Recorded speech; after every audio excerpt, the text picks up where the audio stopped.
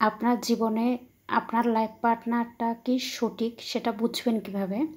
বিয়ের আগে যে আপনার জীবনে একটা স্ট্রং গোল থাকবে, একটা কাজ থাকবে, একটা পেশা থাকবে এবং সেই পেশাতে আ আপনি চাকরি বা কাজ পেতে আপনার লাইফ পার্টনার আপনাকে হেল্প করবে।